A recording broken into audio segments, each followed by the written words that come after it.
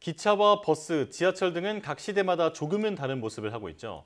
그래서 예전 영상이나 사진들 속 대중교통들을 보면 그 시절의 향수가 떠오르곤 하는데요. 저기 잠깐만요. 오늘은 종이를 이용해 대중교통으로 시대를 기록하는 남자, 류왕별의 종이 공방의 류왕원 씨와 함께합니다. 어서 오세요. 네, 안녕하세요. 네, 안녕하십니까. 나와주셔서 고맙습니다. 자, 먼저 사이언스 투데이 시청자 여러분께 자기소개부터 해주시죠. 네, 안녕하세요. 저는 유튜브에서 대중교통과 시대의 풍경을 종이로 만들며 시대를 기록하는 컨텐츠를 만들고 있습니다. 크리에이터 류왕별입니다. 네, 반갑습니다. 자, 그런데 본명이 류황원 씨라고 저희가 알고 있는데 류황별이라는 예명을 쓰시는 이유가 있을까요?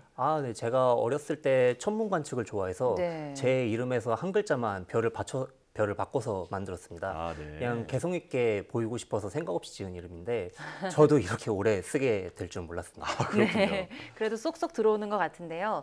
하고 계신 이런 작업을 페이퍼 크래프트라고 하더라고요. 이게 좀 종이 접기와는 다른 거겠죠? 네, 종이 접기랑은 많이 다릅니다. 네. 이제 종이 접기는 종이 한 장을 접어서 만드는 거라면은 네. 페이퍼 크래프트는 도면을 출력을 하고 도면을 자르고 붙여서 만드는 조립의 과정이 들어갑니다. 도면을 인쇄한다는 점과 인쇄된 도면을 자르고 붙여가며 만드는 것이 종이 접기와 페이퍼 크래프트의 차이라고 보시면 되겠습니다. 네, 말씀만 들어도 굉장히 과정이 복잡하고 세심한 노력이 많이 들어가서 정말 힘든 작업이 아닐까 이렇게 생각이 되는데요. 그럼에도 불구하고 이런 종이 공방을 시작하게 된 계기가 있으실까요? 예, 종이라는 거는 어디서나 구할 수 있는 재료입니다.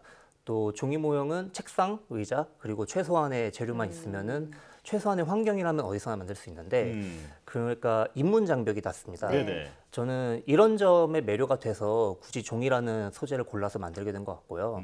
지금도 가능한 주변에서 구하기 쉬운 재료들만 제작하는 게 제 철칙이기도 합니다.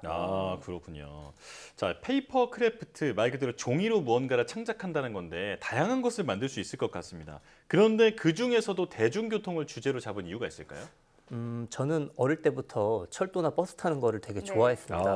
예. 저는 왜 그렇게 좋아하는지는 잘 모르겠는데 이유가 기억나지 않을 정도로 어릴 때부터 대중교통을 좋아했던 것 같습니다. 예. 제가 버스나 철도를 종이로 만들게 된 것도 이때부터였는데요.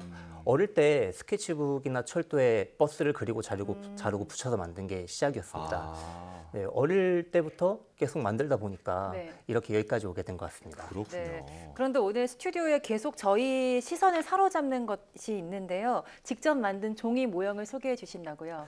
네. 이 모형은 제가 이번에 제작한 모형인데요. 이 모형은 종이로 만든 1호선 지하철과 신도림역입니다. 네. 예. 뭐 지하철 안쪽에 광고라던가 뭐 역 플랫폼의 자판기, 뭐 안내판 이런 최대한 실제 상황과 최대한 똑같이 만들기 네, 위해서 정말 똑같은 것 같아요. 그래서 똑같이 만들기 위해서 네. 최선을 다했습니다. 그렇군요. 와, 진짜 보면서도 믿기지가 않습니다. 저도 여기 지금 신도림역이죠? 네. 저도 저도 많이 가봤던 곳이라서 이제 익숙한데 이게 직접 가서 보시고 거의 뭐 사진을 찍듯이 작업을 하신 다음에 만들 것 같아요. 어떤가요?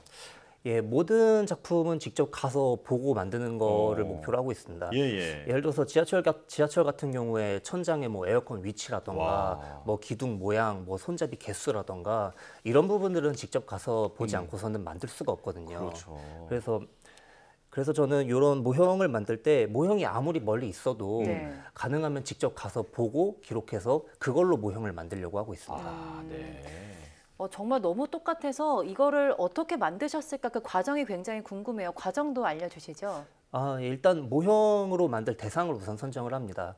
뭐 사람들이 가장 많이 타는 노선이라던가 우리나라에서 최초의 무언가라던가 이런 역사성이 있다거나 이런 주제가 또렷한 노선들을 주로 고르는 편이고요.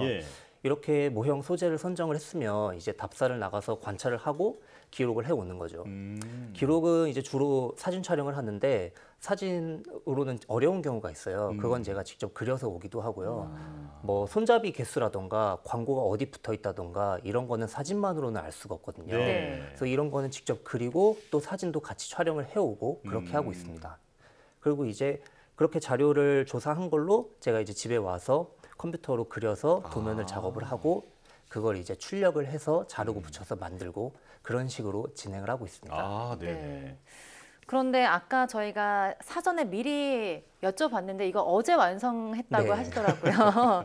보통 이런 거 만드시는데 제작 시간이 얼마나 걸릴까요? 모형 따라 좀 다르긴 한데요. 한 2달에서 3달 정도 걸리는 것 같습니다. 예. 제가 컨디션 따라 다르긴 한데 하루에 1~2시간, 주말에는 그리고 온종일 만드는 것 같고요. 아, 예. 그리고 저는 이 만드는 과정을 이제 네. 스마트폰으로 촬영을 하고 있어요. 그래서 촬영된 영상들로 단순하게 계산을 해보니까 하나 만들 때 대충 한 200에서 300시간 정도 걸리는 것 같습니다. 와. 네, 그럼 이 모형도 그 정도 걸렸을까요? 근데 요거도 한 300시간 정도 걸린 것 아, 같습니다. 네. 한 3달 걸렸거든요. 아, 예. 정말요? 아. 그 정말 많은 피와 땀과 눈물이 들어가 있는 작품이다 이렇게 생각이 드는데요. 이게 굉장히 고되지만 직접 해보면 또 성취감과 희열감 같은 게 느껴지기 때문에 계속 하시는 거겠죠? 그렇죠. 모형도 이제 만드는 순서가 있는데 이 순서 하나하나를 끝내서 조금씩 완성이 될 때마다 정말 너무 소름이 돋을 정도로 그 짜릿한 희열이 있습니다. 예, 네. 예. 그리고 사실 저도 만들다 보면은 실수를 정말 많이 하고 또 처음부터 다시 만들 때도 있습니다. 근데 이제 그런 난관을 모두 극복하고 내가 해냈다라는 희열이 있는 것 같고요. 그래서 모형을 완성을 했을 때 정말 너무 뿌듯하고 짜릿합니다. 예, 예. 이런 취미를 가진 분들이 적으시니까 이런 희열을 느끼시는 분들은 얼마 없을 텐데요. 네네. 요런 딱 완성했을 때 그 짜릿함, 희열이 그런 게 저의 소소한 행복이기도 합니다. 아, 그렇군요. 자, 그렇다면 이제 지금 이렇게 보면서도 너무나 매력적이고 또 흥미로운 콘텐츠인데 가장 많은 조회수를 기록한 작품은 뭘까요? 제가 이제 한 반년 전에 경기도 부천에 시내버스를 제작한 적이 있는데요. 그 모형의 제작 영상이 약 200만 회 조회수를 기록했습니다. 네. 아무래도 많은 분들께서 이용하시는 시내버스기도 하고 또 누구나 출퇴근길이나 뭐 여러 일정으로 대중교통을 이용하면 생기는 추억이 하나쯤 있으실 텐데 이런 추억을 영상을 통해 이야기했던 게 통했던 것 같습니다. 지금 영상으로 잠깐 보니까 위에 그 조명까지 이렇게 구현을 해놓으셨더라고요. 아, 정말 대단합니다. 자, 그렇다면 가장 만들기 어려웠던 작품은 뭘까요? 예, 지금 제가 갖고 온 요 1호선 지하철이랑 신도림역 요 모형이 제일 어려웠던 것 같습니다. 일단 지하철 모형이랑 역 모형을 모두 만들어야 하는 것도 어려웠고 네네.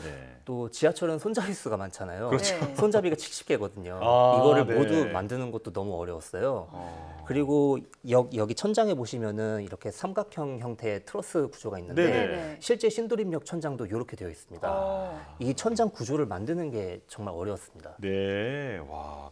자, 그런데 이렇게 많은 노력을 기울여서 이제 만드시는 것이 개인적인 성취감이나 희열로 이어지는 것은 저희도 이제 충분히 공감을 하는데 그래도 좀 수입으로 연결이 되어야 지속 가능하지 않을까 좀 조심스러운 질문이 좀 생각이 들거든요. 네, 어떤가요? 사실은 유튜브에서 약간의 수익이 발생하고 있긴 한데요. 현실적으로 모형 한 대 제작하는 비용보다 적은 수입이 나오고 있습니다. 그래서 인건비까지 포함하면 매우 적자고요. 그냥 좀 부끄럽지만 그냥 재밌어서 만들고 있습니다. 네, 알겠습니다.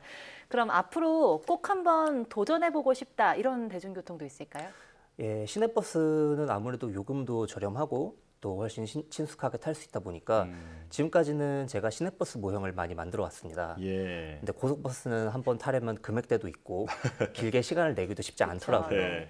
그리고 결정적으로는 제가 많은 의자를 만들 엄두가 안 나가지고 예. 45석이거든요. 그래서 고속버스는 아직 못 만들어 봤는데 이제는 고속버스도 한번 도전해보고 싶습니다. 네, 기대하겠습니다. 자, 그렇다면 이제 마지막 질문인데요. 황원님의 꿈은 뭘까요? 제 꿈은 대중교통에 많은 사람들이 관심을 가지는 게 제 꿈입니다. 저는 대중교통은 과거와 현재의 삶을 가장 강력하게 보여줄 수 있는 장치라고 생각을 하고 또 역사가 될 수 있다고 생각을 합니다. 네. 근데 그거에 비해서 대중교통 속 사람들의 삶 그리고 이런 역사성에 대한 보존에는 관심이 없는 것 같습니다. 차량 제조사나 지자체 그리고 국가가 좀 더 대중교통의 역사성에 대한 보존 그리고 미래 세대로의 전달에 좀 더 관심을 가져줬으면 좋겠습니다. 저도 이런 날이 올 때까지 더 치열하게 기록하고 더 치열하게 세상을 만들겠습니다. 네, 멋지십니다. 오늘 정말 멋진 작품도 보고 황원님 이야기도 많이 들을 수 있는 그런 시간이었는데요. 앞으로도 좋은 작품 계속 만들어 주셨으면 좋겠습니다. 오늘 말씀 잘 들었습니다. 네, 감사합니다.